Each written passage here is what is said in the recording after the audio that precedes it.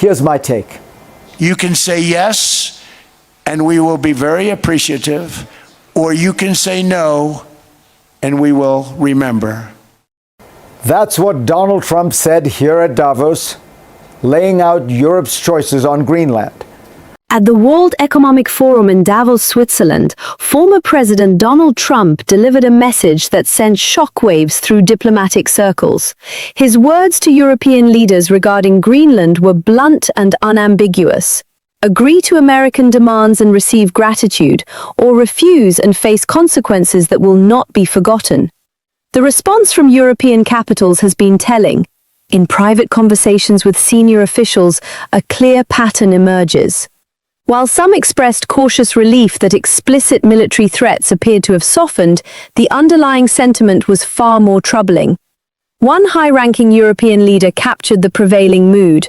Regardless of how this particular crisis resolves, the manner in which it has been conducted has left an indelible mark. The contempt, they noted, would be remembered. This episode reveals something fundamental about Trump's governing philosophy. His approach to international relations operates on a distinctly transactional framework.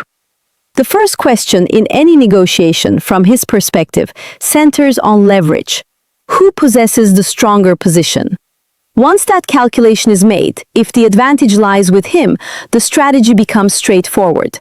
Apply maximum pressure, execute the maneuver as publicly as possible, and extract not merely victory, but total dominance.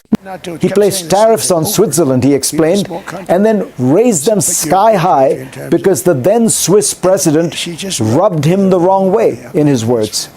He relished recounting how quickly the Swiss came to him, seeking relief. This was less strategy than a power play. The Switzerland incident illustrates the pattern perfectly. Tariffs were imposed not as part of a broader economic strategy, but escalated dramatically after a personal slight. The Swiss president's demeanor during an encounter had apparently caused offense, and the punitive response was swift and severe. Trump later recounted with evident satisfaction how quickly Swiss officials sought accommodation, describing their rapid capitulation as validation of his methods. This wasn't strategic statecraft, it was a demonstration of raw power exercised almost recreationally. The dynamic extends beyond economic policy. NATO Secretary General Mark Rutte made what appeared to be a light-hearted comparison, suggesting Trump acted like a paternal figure intervening in disputes among allies. Rather than dismiss the characterization, Trump embraced it enthusiastically, repeating the daddy reference multiple times, including on the Davos stage. The appeal seems to lie not in genuine respect, but in the performance of deference itself, proof that his power compels even insincere flattery. Importantly, this treatment isn't reserved for Europeans alone. Trump's approach applies universally to any party he perceives as holding a weaker position.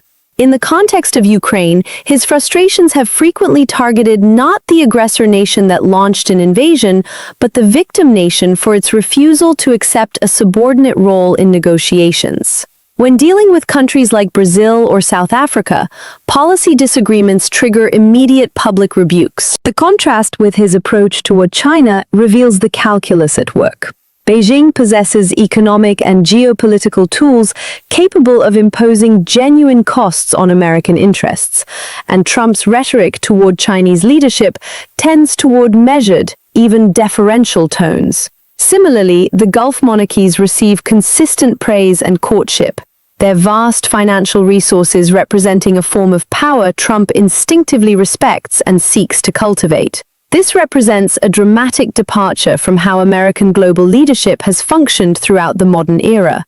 For nearly a century, the United States has held dominant power on the world stage, but successive administrations understood that primacy rested on more than coercive capability alone.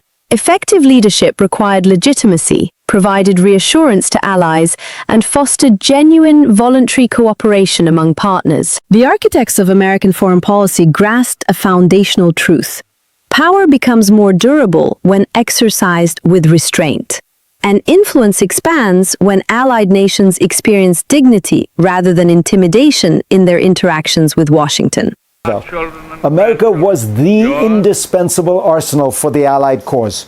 Without American aid, Britain and the Soviet Union would have lost the war, and fast. Roosevelt could have summoned Churchill and Stalin to Washington like petitioners.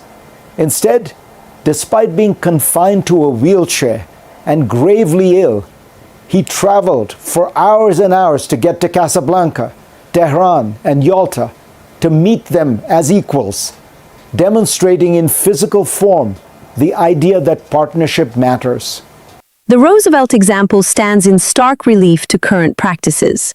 Despite America serving as the indispensable arsenal for the Allied victory, without which Britain and the Soviet Union faced certain defeat, Roosevelt chose not to summon Churchill and Stalin to Washington as supplicants. Instead, despite severe physical limitations and declining health, he undertook arduous journeys to Casablanca, Tehran, and Yalta, meeting Allied leaders as equals. The physical effort itself communicated a profound message. Partnership mattered more than hierarchy. The current administration's approach inverts this principle. At Davos, Trump devoted considerable attention to celebrating America's World War II victory. Ironically, far more emphasis than the president who actually achieved that victory ever placed on personal credit. Consider another historical parallel. When the Berlin Wall fell, marking the decisive end of the Cold War, President George H.W. Bush could have claimed triumphalist vindication. He deliberately chose the opposite course, refusing to dance on the wall, as he put it.